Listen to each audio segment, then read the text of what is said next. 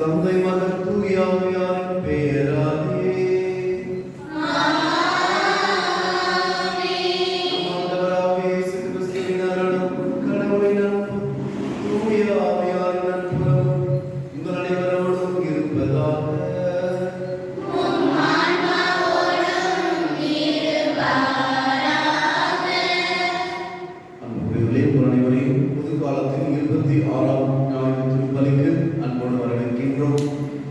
இந்த பலியானது இறை மக்கள் அனைவரின் குடும்ப கருத்துக்களுக்காக கொடுத்து செபிக்கப்படுகிறது.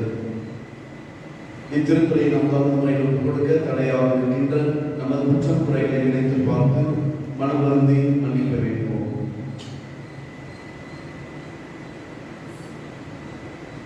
இளம் வல்ல இறைவனிடமும்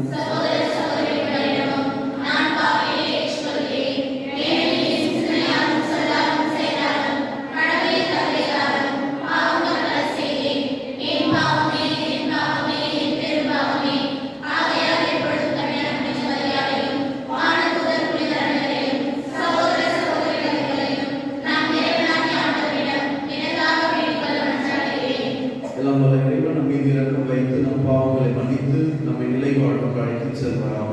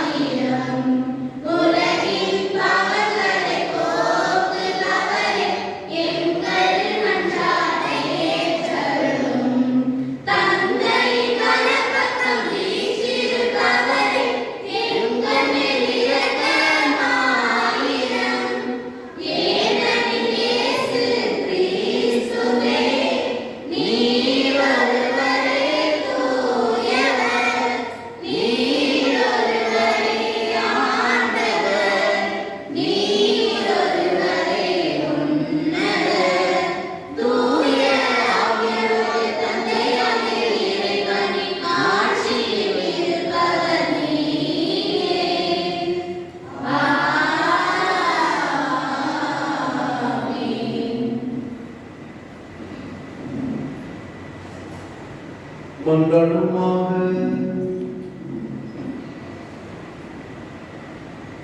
எல்லாம் வல்ல இறைவா, மன்னிப்பு அளிப்பதிலும் இரக்கம் காட்டுவதிலும் நீர் எல்லாம் வல்லவர் என வெளிப்படுத்துகின்றீர். இவ்வாறு உமது அருளை எங்கள் மீது நிறைவாக பொழிவதால் நாம்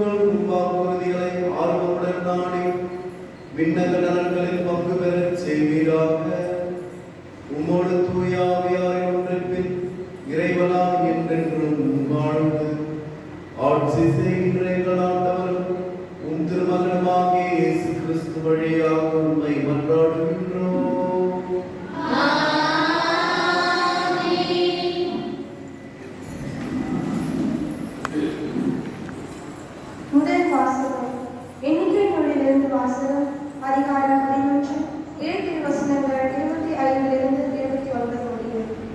அந்நாட்களில் ஆண்டவர் மேகத்திலிருந்து இறங்கி வந்து மோசேயிடம் பேசினார். அவரில் இருந்த ஆவியில் கொஞ்சம் எடுத்து 70 பேருக்கும் அளித்தார். ஆவி அவர்கள் மேல் இறங்கவே அவர்கள் இறைவாக்கு உரைத்தனர். அதன் பின் அவர்கள் அப்படி செய்யவில்லை. 2 மனிதர் பாலை நிலத்திலேயே தங்கிவிட்டனர். ஒருவர் பேர் எல்தாது, மற்றொருவர் பெயர் மேத்தாது. அவர்கள் மீது ஆவி இறங்கியது. பதிவு செய்யப்பட்டவர்களில் இவர்களும் உண்டு. ஆனால் அவர்கள் கூடாரத்திற்கு சென்றிருக்கவில்லை. ஆகவே அவர்கள் பாளையத்திலேயே இறைவாக்கு உரைத்தனர். ஒரு இளைஞன் ஓடி வந்து மோசேயிடம், எல்தாதும் மேத்தாதும் பாளையத்தில் இறைவாக்கு உரைக்கின்றனர் என்று சொன்னான்.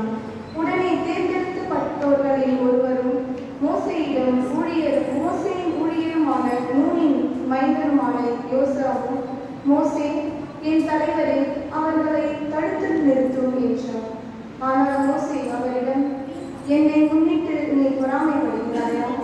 ஆண்டவரின் மக்கள் அனைவருமே இறைவாக்கினரும்பாடி ஆண்டவர் அவர்களுக்கு தம் ஆவியை அளித்து எத்தனை சிறப்பு என்றார்.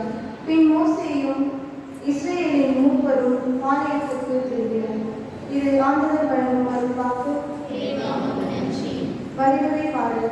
பல்லவி. ஆண்டவரின் நியமங்கள் சரியானவை, இதயத்தை மகிழ்விக்கின்றன.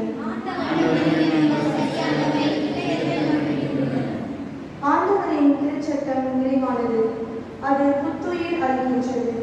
ஆண்டவரின் ஒழுங்குமுறை நன்றது, எளியவருக்கு அது ஞானம் அளிக்கின்றது. பல்லவி.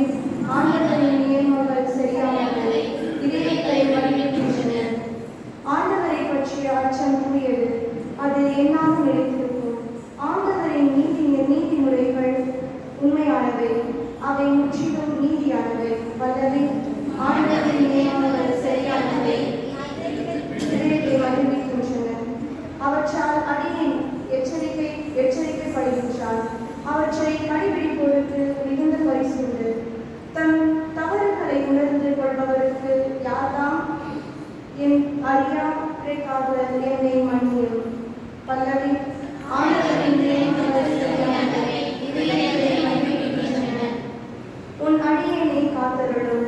அவர்கள் என்னை ஆட்டி படைத்திருக்காதபடி அப்பொழுது நான் மாசற்றவரோடிருந்து பெரும் பிழை எதையும் செய்யாதிருப்பேன். பல்லவி.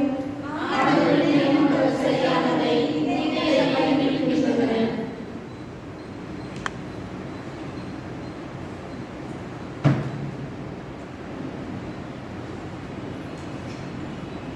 இரண்டாம் வாசகம்.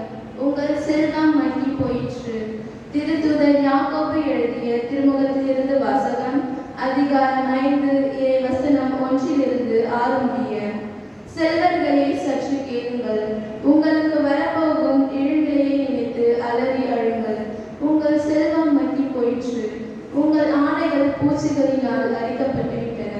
உங்கள் பொன்னும் வெள்ளியும் துருப்பிடித்து விட்டன. அந்த துருவே உங்களுக்கு எதிர் சான்றாக இருக்கும். அது நெருப்பு போல் உங்கள் சதையை அழுத்திவிடும். இந்த இறுதி நாள்களில் செல்வத்தை குவித்து வைத்திருக்கின்றீர்களே, உங்கள் வயலில் அறுவடை செய்த வேலையாட்களுக்குரிய கூலியை பிடித்துக் கொண்டீர்கள். அது கூக்குரல் இடுகிறது.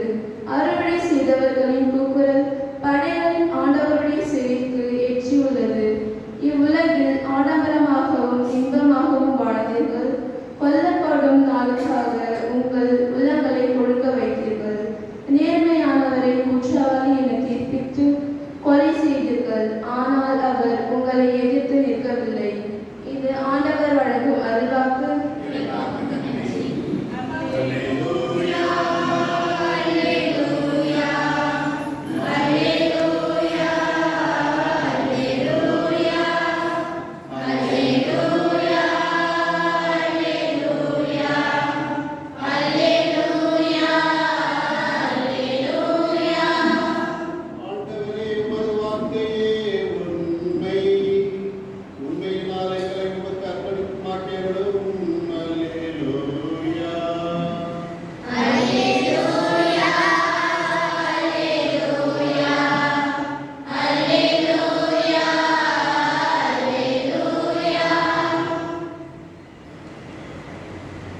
ஆண்டவர் உங்களோடு இருப்பாராக. மார்க் எழுதிய தூய நற்செய்தியிலிருந்து வாசகம்.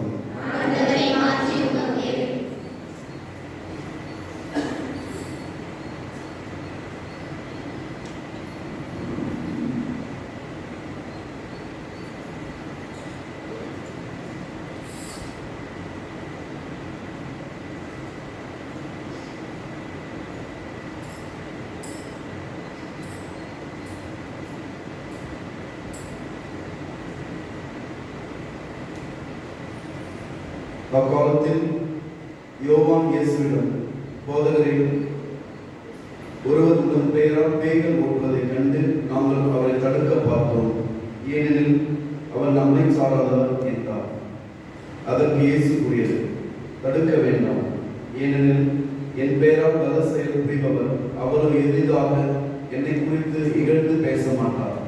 ஏனெனில் நமக்கு எதிராக இராதவர் நம் சார்பாக இருக்கிறார்.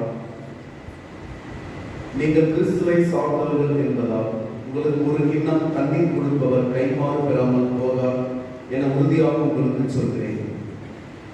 என் மீது நம்பிக்கை கொண்டுள்ள இச்சிறியோருள் எவரையாவது பாவத்தில் விழச் செய்வோருடைய கழுத்தில் ஒரு எந்திரக்கல்லை கட்டி கடலில் தள்ளி விடுவதே அவருக்கு நல்லது. உங்கள் கை உங்களை பாவத்தில் விழச் செய்தால் அதை வெட்டி விடுங்கள். நீங்கள் இரு கை உடையவராய் அணையாத நெருப்புள்ள நரகத்திற்கு தள்ளப்படுவதை விட கை ஊனமுற்றவராய் நிலைப்பாட்டில் புகுவது உங்களுக்கு நல்லது. உங்கள் கால் உங்களை பாவத்தில் விழச் செய்தால் அதை வெட்டிவிடுங்கள். நீங்கள் இரு கால் உடையவராய் நரகத்தில் தள்ளப்படுவதை விட கால் ஊனமுற்றவராய் வாழ்வில் புகுவது உங்களுக்கு நல்லது. உங்கள் கண் உங்களை பாவத்தில் விழச் செய்தால் அதை பிடித்து எரிந்து விடுங்கள். நீங்கள் இரு கண் உடையவராய் நரகத்தில் தள்ளப்படுவதை விட ஒற்றை கண்ணராய் இறையாட்சிக்கு உட்படுவது உங்களுக்கு நல்லது. நரகத்திலும் அவர்களை தின்னு புழு சாகாது, நெருப்பும் அவியாது. ஆண்டவரின் அருள்வாக்கு.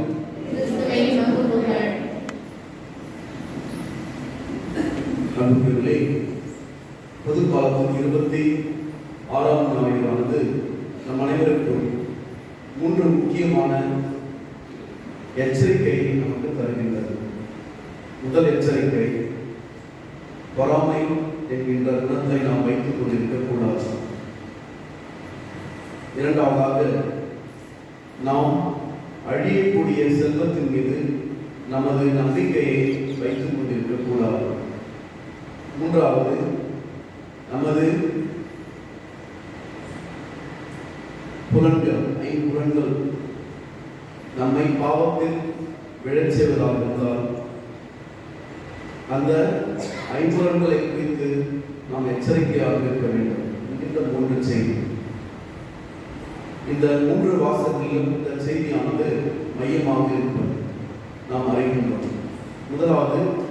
முதல் வாசகத்தில் மோசே, யோசுவா இவர்கள் இருவரும் பேசிக் கொள்கின்ற நிகழ்வை நாம் வாசிக்க கேட்டோம். இந்த இஸ்ரேல் மக்கள் எகிப்து நாட்டை கடந்து அவர்கள் கானான் நாட்டை நோக்கி பயணம் செய்து கொண்டிருக்கின்ற அந்த 40 ஆண்டுகளில் நிறைய நிகழ்வுகள் நடக்கின்றது. ஆண்டவருக்கு எதிராக பேசுகின்ற நிகழ்வு, தண்ணீர் இல்லாமல் இருப்பதால் மோசேயை முழுமுழுப்பது, மோசேயை முழுமுழுப்பது ஆண்டவரை முழுமுழுப்பதற்கு சமம். உணவு பற்றாக்குறையால் மீண்டும் ஆண்டவரை முழுமுழுப்பது. ஏன் எங்களை கூட்டு வந்தீங்க அப்படின்னு கேட்குறது. ஆண்டவரிடம் ஆண்டவர் சொன்ன அந்த தேர்ந்தெடுக்கப்பட்ட வாக்களிக்கப்பட்ட நாட்டிற்கு வருவதை விட நம்ம எங்கே இருந்துக்கலாம், எகிப்திலே அடிமையில இருந்துக்கலாம் அப்படி என்று வெளிப்படையாக மோசேயிடம் சொல்கின்ற அளவிற்கு அவர்கள் வளர்ந்து போயிருந்தார்கள். நம்பிக்கை அதிகமாக தான் ஆயிடும், நம்பிக்கை குறைஞ்சதுன்னு சொல்லுவோம். இப்போ நீங்கள் கிளைப்பாங்காக இருக்கிறீர்கள், டெய்லி புதுசாக சொன்னால் பண்ணணும். ஏன்னா நம்ம சாமி டெய்லியும் புதுசாக இருக்கிறது எல்லா போக நினச்சோம். முதல்ல பண்ணலாம் அப்படின்னா சண்டே மாதம்னா கொஞ்சம் எவ்வளோ பேர் வருவாங்க, டெய்லி புதுசாக வச்சா எவ்வளோ பேர் வருவாங்க, கொஞ்சம் பேர் தான், 10 பேர் தான் வருவாங்க. ஏன் இந்த சாமிக்கு வேற வேலை இல்லை, இது சும்மா பூசை சொல்லுறாரு. காலையில் 6 மணி ஆச்சுன்னா ஒரு பட்டு பூசை சொல்லுறாரு சொல்லுவோம். ஆனால் இங்கே ரொம்ப ரேராக பூசை நடக்குது. என்ன பண்ணாங்க, ஐயோ பூசை இல்லை போயிடலாம் அப்படிங்க. டெய்லி பூசை சொல்றீங்களான்னு தெரியல, சந்தேகம் தான், வாய்ப்பே இல்லை. குழந்தைங்க என்ன பண்ணுவீங்க, ஸ்கூல் ஃபாதர், குளிக்கணும் ஃபாதர், தண்ணி பிடிக்கணும் ஃபாதர் சொல்லாமல் சொல்ல மாட்டாங்க. நான் அவங்களாம் வந்து பொய் சொன்னாங்கன்னு சொல்லுவாங்க. உண்மைதான், ப்ராக்டிக்கல் ரீசன்ஸ் நிறைய கண்டிப்பாக இருக்குது.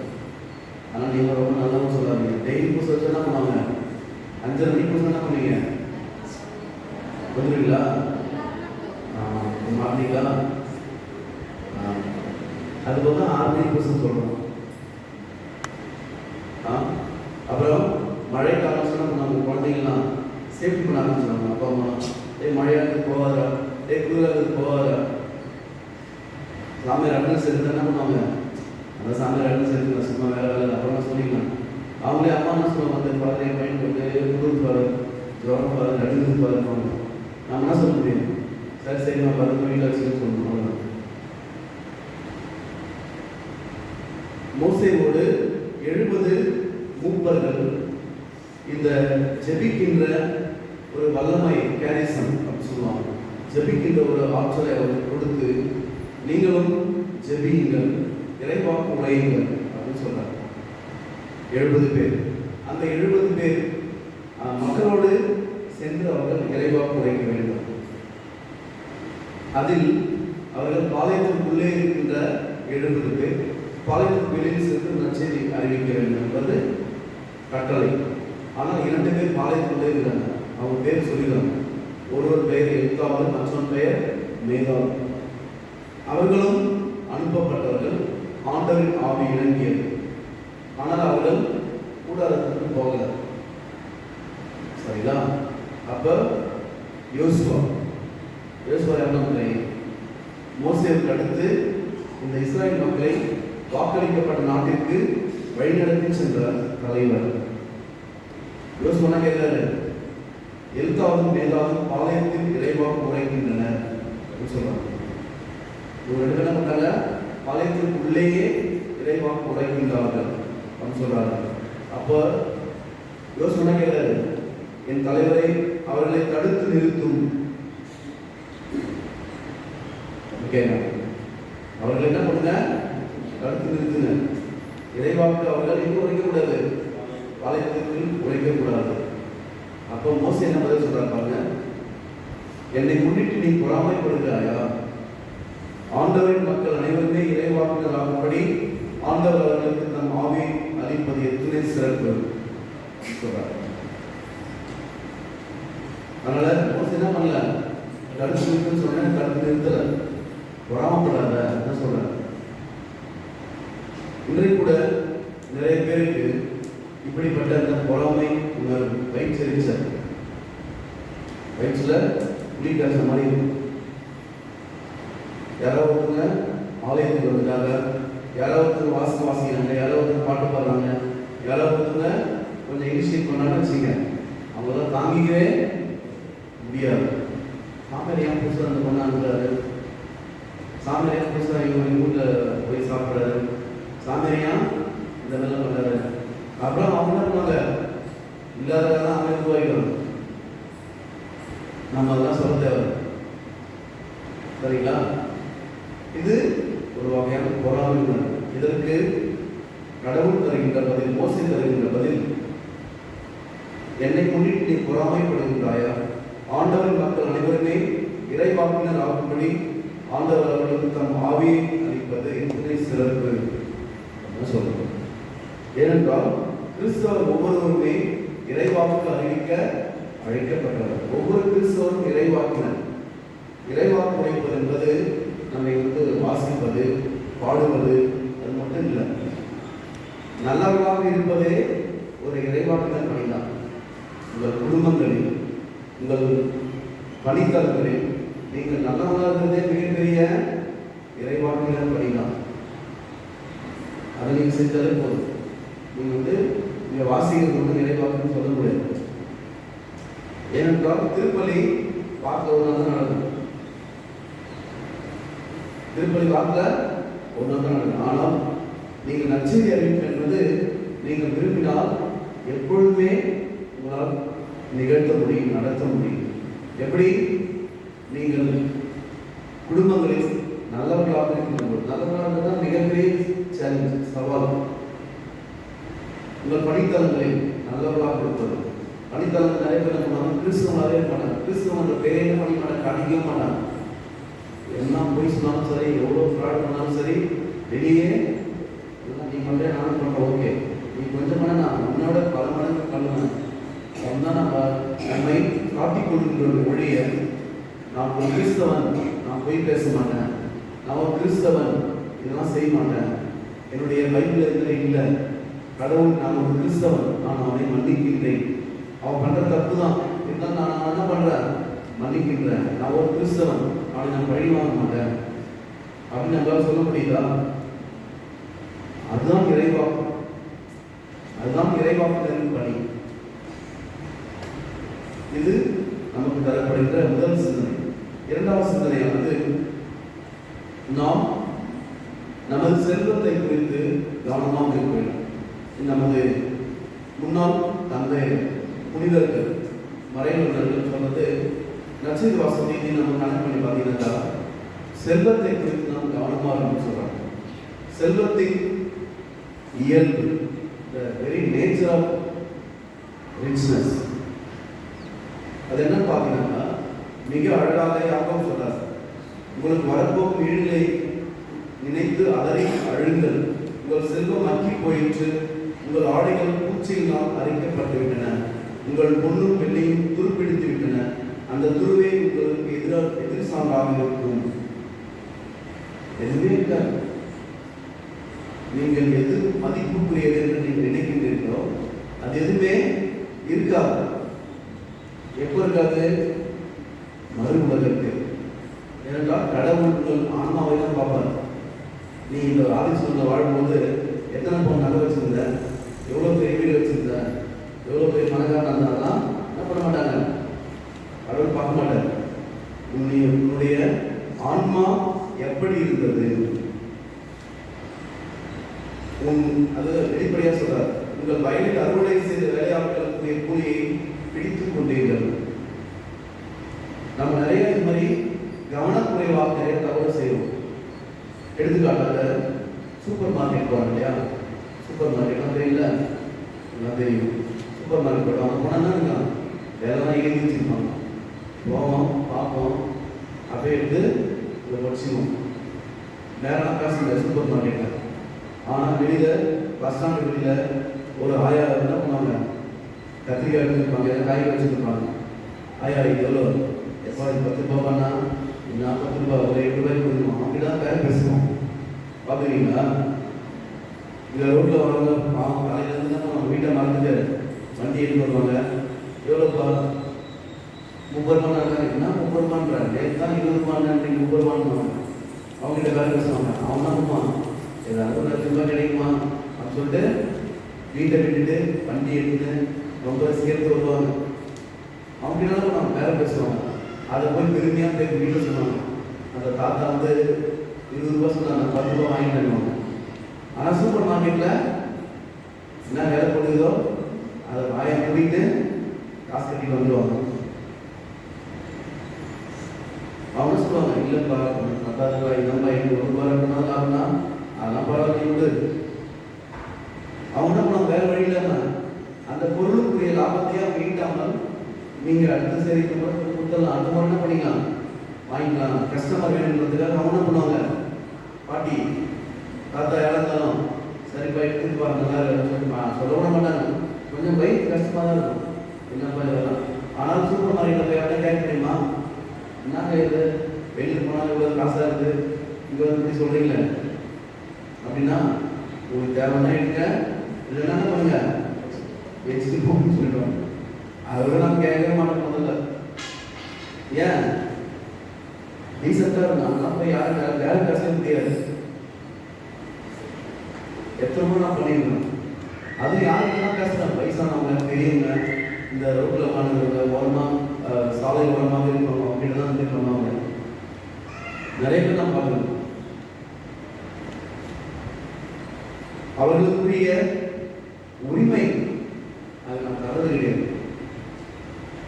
ஒரு சில பண்ணுவாங்க, காலையிலப்பா நீங்கப்பா காலையில் நீ தான் வந்து முத வேலை பேசாமல் போறான்னா என்ன பண்ணுவாங்க, இல்லை வேலை பேசாமல் சொல்லியாது, ஏன்னா இருக்க முடியாது அப்படின்னு சொல்லிட்டு அவங்ககிட்ட காலங்கள்லாம் அவங்க நினச்சிக்குவாங்க. கஷ்டப்பட்டு இன்னும் போய் போகிற காலங்கள்லாம் ஒரு சனியை வந்துச்சு, காலையில் ஒரு மாதிரி அளந்து இப்போ வர இப்படியே தான் எனக்கு போயிட்டு இருக்கு அப்படின்னு நினச்சிட்டு. ஆனால் உங்களுக்கு அவங்ககிட்ட வேலை பேசி ஜெயிச்சுட்டு அவங்ககிட்ட கம்மியாக வாங்கிட்டு ஒரு பெரிய சாதனையாக நினச்சிருப்பீங்க. ஆனால் சூப்பர் மார்க்கெட்டில் ஸ்டிக்கர் கல்ச்சர் என்ன பண்ணுவாங்க, நைட்டில் உட்காந்து என்ன பண்ணுவாங்க, வாங்கின வேலை ஒன்று இருக்கும், அவங்க ஸ்டிக்கர் வேலை ஒன்று இருக்கும். நைட்டு கூட ஸ்டிக்கர் ஒட்டி என்ன பண்ண போயிருங்க காமிப்பாங்க. காமிச்சோடனே 100 ரூபாய் 200 ரூபாய்னா பிக் பண்ணோன்னே டிக்குன்னு சத்தம் வரும். அப்படியே இப்படி காமிச்சோன்னே கேட்கல பிக் பண்ணுவாங்க. அப்படியே 2000 ரூபாய்னா அப்போ பரவாயில்ல 2000 ரூபாய் சூப்பர் மார்க்கெட் சொல்லிட்டு. அதற்கடுத்தாக அறுவடை செய்தவர்களின் கூக்குரல் படைகளின் ஆண்டவருடைய செவிக்கு எட்டியுள்ளது. வேலை செய்தவர்கள் எத்தனை பேர் நீங்க இவ்வளவு பேர் நாங்கள் ஏமாத்தாம கொடுத்தோம் கூலினா கூட நம்ம வீட்டில் வேலை செய்யறவர்கள் 1000 ரூபாய் சொல்லுவாங்க. என்னத்துக்கு 1000 ரூபாய் 8 ரூபாய் வச்சுக்க. அடுத்த முறை நீங்க என்ன பண்ணுவோம், நீ இந்த முறை 8 ரூபாய் வாங்கிட்டு அடுத்த முறை நான் கண்டிப்பா ஒன்று என்ன பண்ணுவேன் கூப்பிடுவேன் அப்படின்னு சொல்லுவாங்க. உண்மைதானே? கூலிக்காரர் என்ன பண்றது, நேரம் பேசுறது. அதை ஒரு சாதனையா ஒரு 100 ரூபாய் கம்மி பண்ணிட்டா அது ஒரு சாதனையா நம்ம போய் வெளியில சொல்றது. கொல்லப்படும் நாளுக்காக உங்கள் உள்ளங்களை கொழுக்க வைத்தீர்கள். நம்ம இப்படி பண்றதுல என்ன ஆகும் பாத்தீங்கன்னா, நம்ம உள்ளம் நாம் பெரிய பெரிய சாதனை பண்ணிட்டோம், மற்றவங்க ஏமாற்றி மிச்சப்பட்டுட்டோம் அப்படின்னு நினைச்சு நம்ம மனசு எப்படி இருக்கோம், கொழுத்து போயிருக்கோம். ஆனால் அவர்கள் நேர்மையானவர்களை குற்றவாளி என தீர்ப்பளித்து கொலை செய்தீர்கள். ஆனால் அவர் உங்களை எதிர்த்து நிற்கவில்லை. அவங்க எதிர்த்து பேச மாட்டாங்க, அமைதியாக போயிடுவாங்க. அமைதியாக போயிடுவாங்க, போயிட்டு இருப்பாங்க. ஆனால் அவங்க பேச மாட்டாங்க. ஆனால் அவர்களுக்கு அவர்கள் சார்பாக யார் பேசுவாங்க, கடவுள் பேசுவார். இன்றைய நட்சத்திர வாசகத்தில் இயேசு எதெல்லாம் நம்மை பாவத்திற்கு தள்ளக்கூடிய சூழலை தருகின்றதோ அதை குறித்து என்ன பண்ணணும், கவனமாக இருக்க வேண்டும், எச்சரிக்கையோடு இருக்க வேண்டும். முடிந்தால் அதை என்ன பண்ண நம்ம தவிர்ப்பது நல்லது என்று சொல்றார். இது ரொம்ப ஒரு ஆப்ஷனல் லாங்குவேஜ், கிராஃபிக் லாங்குவேஜ் சொல்லுவாங்க. ஒரு வரைபடமாக நமக்கு சொல்லியிருந்தார். அவர் சொல்றார் பாருங்க, உங்கள் கை உங்களை பாவத்தில் விழச் செய்தால் அதை வெட்டி விடுங்கள். உங்கள் கை அல்லது கால் கண் 3 சொல்றாரு. இப்போ இந்த கையில தான் நம்ம ஒரு பொருளை விடுறோம், இந்த கையில தான் மனைவி அடிக்கிறோம், கணவரை அடிக்கிறோம், அப்பா அம்மா அடிக்கிறோம்னு வச்சுங்களேன். இந்த கை தான் பாவம் செய்த கை. இந்த கையை நம்ம வெட்டிட்டா என்ன ஆகும், முருகன் மகன் வந்துருமா வந்துருமா? ஆனால் ஏசு அப்படிதான் சொல்றாரு, வெட்டிடுங்க. அதுக்காக நியாயத்தையும் அவர் சொல்லுகிறார். 2 கை கூடியவர்களாக நீங்கள் நரகத்திற்கு செல்வதை விட ஒரே ஒரு கை வச்சு எங்க போயிடலாம், மோட்சத்துக்கு போயிடலாம் சொல்றாரு. கரெக்டு தானே? அப்போ ஏன்னா நீங்க 2 கை வச்சுங்க, இந்த கையால பாவம் செஞ்சு நரகம் தான் நீங்க போவீங்க. ஆனால் என் பாவத்துக்கு பரிகாரமா எங்க அம்மா அடிச்சிட்டேன், எங்க மனைவி அடிச்சிட்டேன், எங்க வீட்டுக்காரன் அடிச்சிட்டேன், எல்லா மனைவி வீட்டுக்காரன் அடிச்சிட்டாங்க. அதுக்கப்புறம் என் பிள்ளைங்க அடிச்சிட்டேன், என் பெற்றோர் அடிச்சு சொல்லிட்டு இந்த கை தான் கை போய் வெட்டிட்டேன்னா அந்தனியார் படம் பார்த்துருக்கீங்களா? அந்த அந்தனியார் படம் பார்த்து தான் இருக்கும். அந்தனியாருக்கு ஒருத்தர் பாவ சைக்கிள் பண்ணுவார். அவர் வந்து எங்கள் அம்மாவை நான் எட்டி வச்சிட்டேன் அப்படின்னு அவர் பண்ணுவார். இதுதான் சொல்லுவார், எந்த கால் பாவத்துக்கு உங்கள் காலை நீங்கள் பாவம் செஞ்சா காலை பண்ணிடுங்க வெட்டிட்டு சொல்லுவார். அவர் தான் பண்ணார், போயிட்டு காலை வெட்டிடுவார். வெட்டிட்டு அவங்க அம்மா போயிட்டு பாருங்க நீங்கள் என்ன சொன்னீங்க, இந்த மாதிரி அவங்களுக்கு மறைவதை வச்சு அவங்க மண்டையை குழம்பு விட்டீங்கன்னு சொல்லி கூப்பிட்டு வந்து அப்புறமா பண்ணி அந்த காலை சரி செய்து மீண்டும் இது பண்ணி வைப்பார். சரிங்களா? அப்போ இது அப்படியே நம்ம எடுத்துக்கிட்டா முடியாது. அதனால்தான் நமது மறைவர்கள், திருச்சபை சார்ந்த மறைவர்கள் அவங்க சொல்றாங்க, எது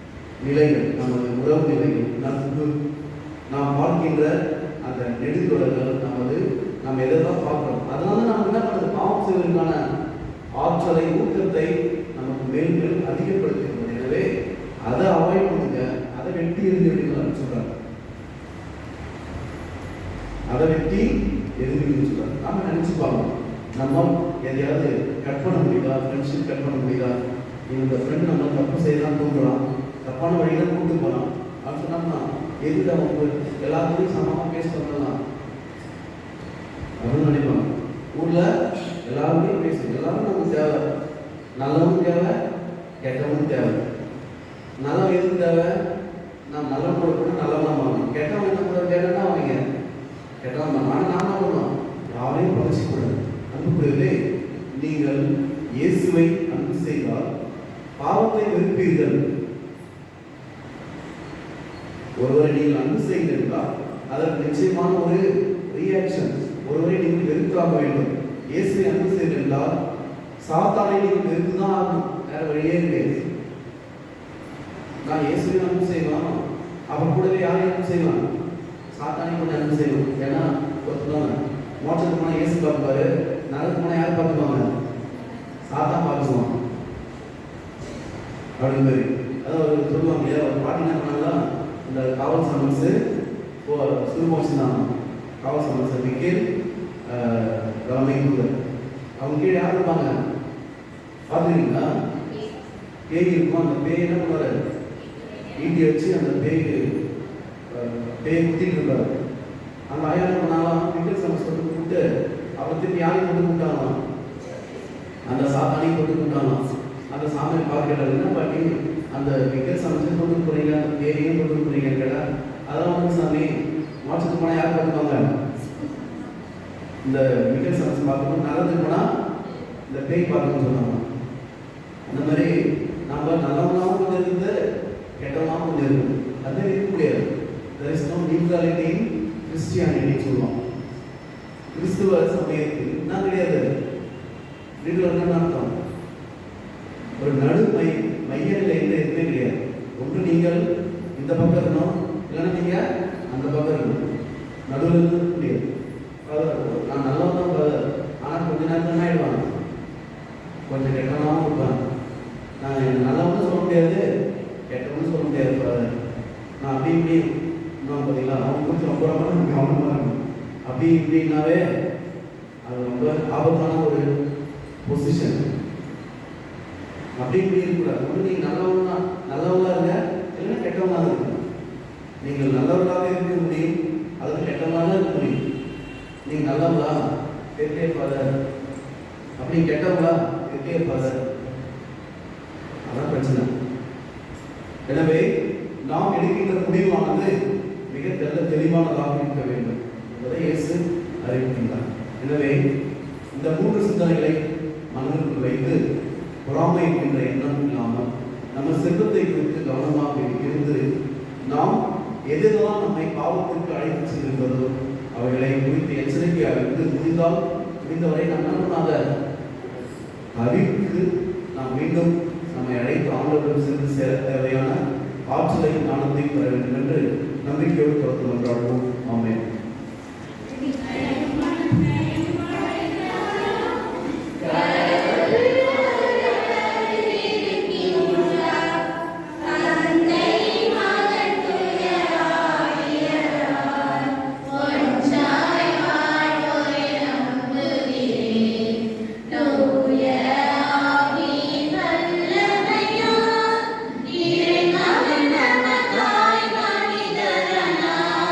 கண்ணி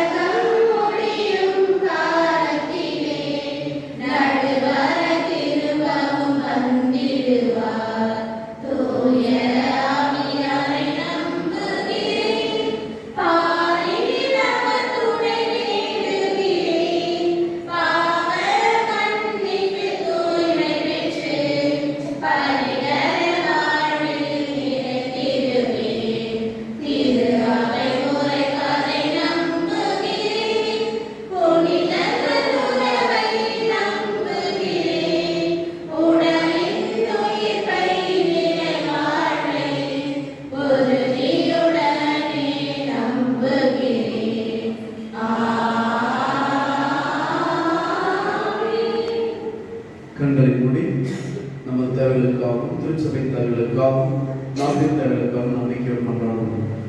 அருட்கொடைகளை எல்லாருக்கும் பகிர்ந்து கொடுக்கும் இறைவா, என் திருத்தந்தை, ஆயர்கள், அருட்பணியாளர்கள், அருட்சகோதரிகள், இறை மக்களாகிய நாங்கள் அனைவரும் பரந்த மனப்பான்மையுடன் அடுத்தவர்கள் நம்மை சாராதவர் என்று பார்ப்பதை விடுத்து அவர் நம் சார்பாக இருக்கிறார் என்ற நிலையை உணர்ந்து நல்லதை சொல்லவும் செய்யவும் வேண்டிய பரந்த மனப்பான்மை தர வேண்டும் என்று இறைவாமை சொல்கிறோம். ஆண்டவரே, எங்கள் மன்றாட்டை கேட்டருளும். தியாகத்தின் ஊற்றே என் இறைவா, எங்கள் நாட்டு தலைவர்கள் தன்னலம் பார்க்காமல் மக்களின் நல்வாழ்வினை கருத்தில் கொண்டு சிறப்பான நலத்திட்டங்கள் மூலம் மக்களின் வாழ்வு மனமறிய முயற்சிக்க வேண்டும் என்று இறைவா மன்றாடுகிறோம். ஆண்டவரே, எங்கள் மன்றாட்டை கேட்டருளும். எங்கும் நீங்காமல் நிறைந்திருக்கும் இறைவா, இன்று நாங்கள் காணும் நீதி நெருக்கடி, பொருளாதார ஏற்றத்தாழ்வு காரணங்களை பார்த்தால் இன்று எனக்கு உடனடி தேவையாக இருப்பது என் மாற்றங்களை மற்றவர்களோடு பகிர்ந்து கொள்ள முன் வருவதுதான். அப்படி பகிர்ந்து கொள்வது என் மாற்றலை அதிகரிக்கின்றது என்பதை உணர்ந்து செயல்பட தர வேண்டி இறைவாவை மன்றாடுகிறோம். ஆண்டவரே, எங்கள் மன்றாட்டை கேட்டருளும். நன்மைக்கு நாயகனே இறைவா, எம்மிடம் இல்லாத ஒன்று மற்றவரிடம் இருக்கும்போது அந்த முறையை பெரிதாக்கி எம்மையே நாங்கள் தாழ்வாக மதிப்பிடும் பொறாமை என்னும் குணம் எம்மிடமிருந்து ஒழிந்து ஒரு நல்ல குணமாகிய சகிப்புத்தன்மை எம்மில் வளர விட்டுக் கொடுப்பவர்கள் வீழ்ந்ததில்லை என்பதை உம்மூலம் அறிந்து வாழ வேண்டும். வாழ இறைவா மன்றாடுகிறோம். ஆண்டவரே, எங்கள் மன்றாட்டை கேட்டருளும். அன்பு இறைவா, எங்களது விவசாயமும் நம்பிக்கையும் இயேசுவுடன் இறையாட்சியில் ஒன்று சேர வேண்டும் என்பதே இலக்கு. இதற்கு தடையாக உள்ள இடரல் எனும் பாவத்தில் நாங்கள் விழாமலும் பிறருக்கு இடரலாய் இல்லாமல் அவர்களோடு உம் இறையாட்சியை கட்டியெழுப்பும் தாராள உள்ளம் படைத்தவர்களாக வாழ வருவருடைய இறைவாமை மன்றாடுகிறோம். ஆண்டவரே, எங்கள் மன்றாட்டை கேட்டருளும். நாம் தனிப்பட்ட தேவைகளுக்காக சில நேரம் அமைதியாக கொண்டாடுவோம்.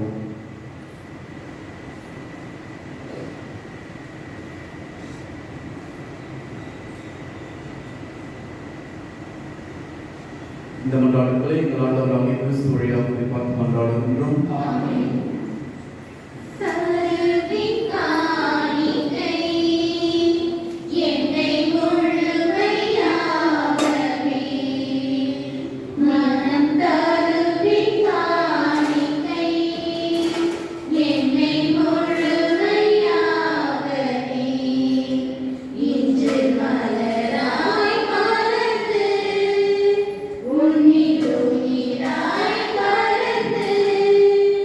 இவ்வாறு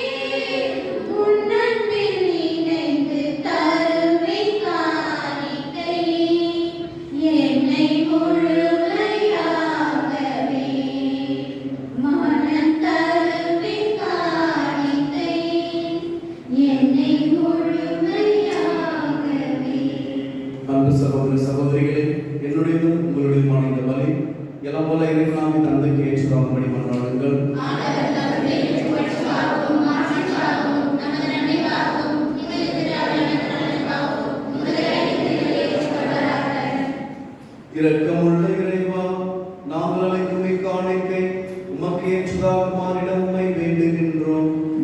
அதனால் உமது ஆசி அனைத்தின் கூற்று எங்கள் அனைவருக்கும் திறக்கப்படுவதாக. எங்கள் ஆண்டவராகிய கிறிஸ்து வழியாக உம்மை மன்றாடுகின்றோம். ஆண்டவர் உங்களோடு இருப்பாராக.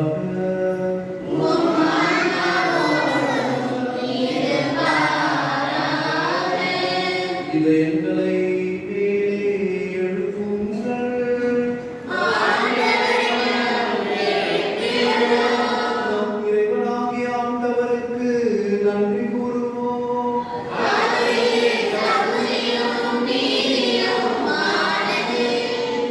ஆண்டவரே, தூயவரான தந்தையே, என்றும் உள்ள எல்லாம் வல்ல இறைவா, எங்கள் ஆண்டவராகிய கிறிஸ்து வழியாக என்னாலும் எவ்விடத்திலும் நாங்கள் உமக்கு நன்றி செலுத்துவது மெய்யாகவே தகுதியும் நீதியும் ஆகும். எங்கள் கடமையும் மீட்புக்குரிய செயலும் ஆகும். தவறு இழைத்த எங்கள் மீது கிறிஸ்து இரக்கம் கொண்டு கன்னிமரியாவிடமிருந்து பிறந்த திருவுளமானார். சிலுவையில் பாடுபட்டு முடிவில்லா சாவிலிருந்து எங்களை விடுவித்தார். இறந்தோரிடமிருந்து உயிர்த்தெழுந்து நிலை வாழ்வை எங்களுக்கு அருளினார். ஆகவே வானதூதர் முதன்மை வானதூதரோடும் அரியணையில் அமர்வோர் தலைமை தாங்குவோரோடும் வான்படையில் நடிகள் அனைத்தோடும் சேர்ந்து நாங்கள் உமது மாட்சியை புகழ்ந்து பாடி முடிவின்றி சொல்வதாவது.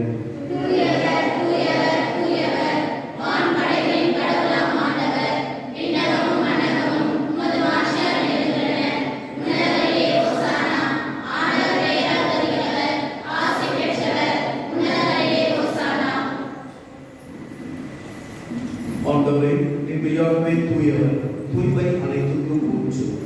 ஆகவே ஆவை புரிந்து இக்காணிக்கைகளை தூய்மைப்படுத்த உம்மை வேண்டுகின்றோம். இவ்வாறு எங்கள் ஆண்டவர் இயேசு கிறிஸ்துவின் உடலும் இரத்தமுமாக எங்களுக்கு இவை மாறுவதாக. அவர் பாடுகளை உலகணிந்து தம்மை கையெழுந்தபோது அப்பத்தை எடுத்து நன்றி செலுத்தி அதை பிட்டு தம் சீடர்களுக்கு அளித்து கூறியதாவது: அனைவரும் இதிலிருந்து பெற்று உண்ணுங்கள், ஏனெனில் இது உங்களுக்காக கையளிக்கப்படும் என் உடல்.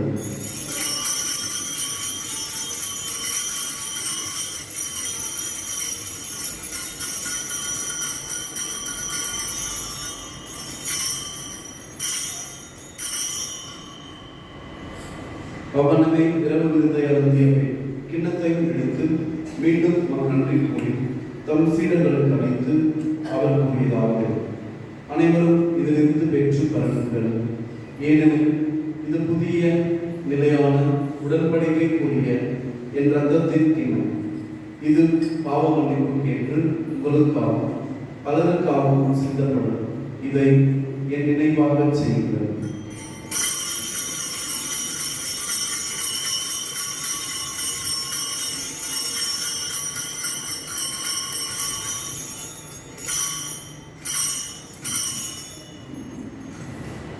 நம்பிக்கையின் மறைபொருள்.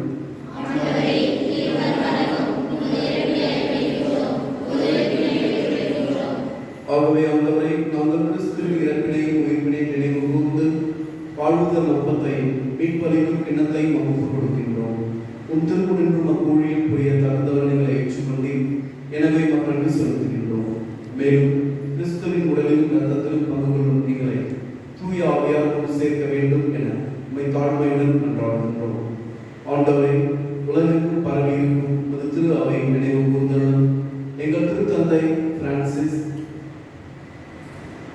எமது பேராயர் பிரான்சிஸ் காலிஸ்ட், எல்லா திருநிலையினர் ஆகிய அனைவரோடும் உமது திரு அவை அன்பில் நிறைவேறச் செய்திருந்தார்.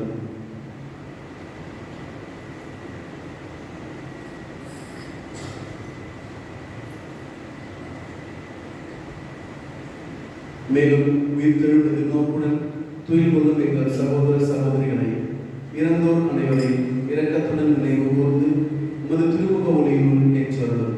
எங்கள் அனைவர் மீதும் இரக்கமாய். கடவுளின் கன்னித்தாயான புனித மரியா, அவருடைய கணவரான புனித யோசேப்பு, புனித திருத்துதர்கள், இவ்வுலகில் உமக்கு உகந்தவராயிருந்தோர் ஆகிய புனிதர் அனைவரோடும் நாங்கள் நிலைவாழ்வில் பங்குள்ளும் தகுதி பெற்று உம் திருமகன் இயேசு கிறிஸ்து வழியாக உம்மை புகழ்ந்தேத்தும் வரமுள்ள உம்மை மன்றாடுகின்றோம். இவர் வழியாக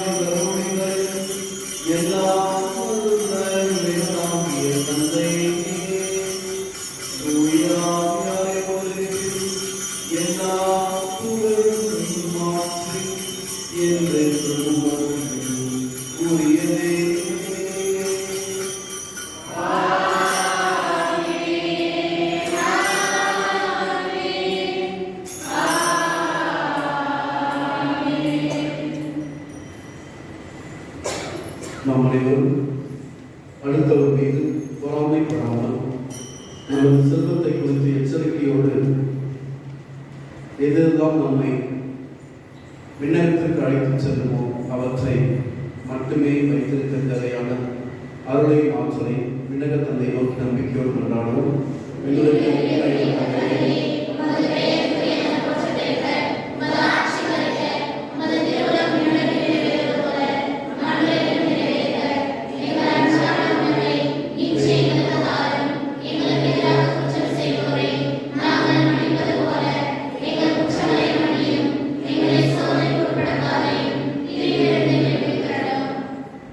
ஆண்டவரே, தீமை அனைத்திலிருந்தும் எங்களை விடுவித்து எங்கள் வாழ்நாளில் அமைதியை கனிவுடன் அருளும் என்று வாழ்கின்றோம். மது இரக்கத்தின் உதவியால் நாங்கள் பாவத்திலிருந்து எப்போது விடுதலை பெற்று யாவொரு கலக்கமுமின்றி நலமாயிருப்போமாக. நாங்கள் எதிர்நோக்கி இருக்கும் பேரின்பத்துக்காகவும் எம் மீட்பராகிய இயேசு கிறிஸ்துவின் வருகைக்காகவும் காத்திருக்கின்றோம். ஆண்டவரே இயேசு கிறிஸ்துவே, அமைதியை உங்களுக்கு விட்டுச் செல்கின்றேன், என் அமைதியை உங்களுக்கு அளிக்கின்றேன் என்று உன் திருத்துதர்களுக்கு மொழிந்தீரேன். எங்கள் பாவங்களை பாராமல் மது திரு அவை நம்பிக்கையை கண்ணோக்கி மது திருவுளத்திற்கு ஏற்ப அதற்கு அமைதியின் ஒற்றுமை அளித்தருவீராக. என்றென்றும் வாழ்ந்து ஆட்சி செய்கின்றவர் நீரே. ஆண்டவருடைய அமைதி உங்கள் அனைவரோடும் என்றும் இருப்பதாக. ஒருவருக்கொருவர் அமைதியை பகிர்ந்து கொள்வோம். உலகின் பாவங்களை போக்கும் இறைவனின் சமரியே, நீங்கள் மேல் இரக்கமாயிரும். உலகின் பாவங்களை போக்கும் இறைவனின் சமரியே, நீங்கள் மேல் இரக்கமாயிரும். உலகின் பாவங்களை போக்கும் இறைவனின் சமரியே, எங்களுக்கு அமைதி அளித்தருளும்.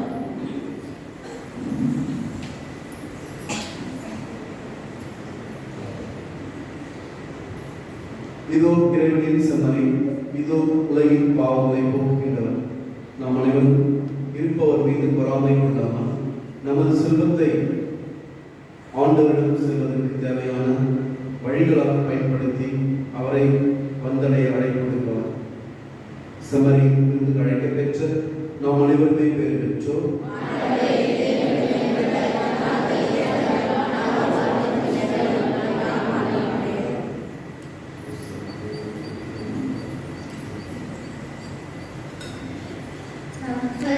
வாழும் தெய்வமே, அன்பின் அவதாரமே, ஆன்மாவின் உணவு நீரே, ஆராதனை உமக்கே. அப்பத்தில் வாழும் தெய்வமே, அன்பின் அவதாரமே, ஆன்மாவின் உணவு நீரே, ஆராதனை உமக்கே. ஆராதனை, ஆராதனை, ஆராதனை உமக்கே. ஆராதனை, ஆராதனை,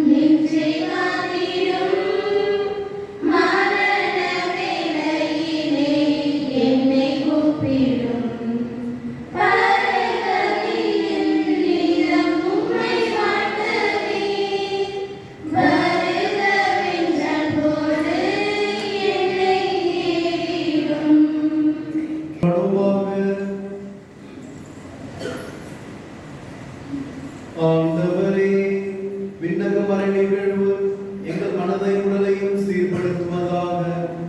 நாங்கள் கிறிஸ்துவின் இறப்பை அறிவிப்பதால் அவருடன் இணைந்து அவருடைய மாட்சியில் பங்கேற்பவர்களாக இருப்போமாக. என்றென்று வாழ்ந்து ஆட்சி செய்கின்ற அவர் வழியாக உம்மை மன்றாடுகின்றோம். ஆண்டவர் உங்களோடு இருப்பாராக.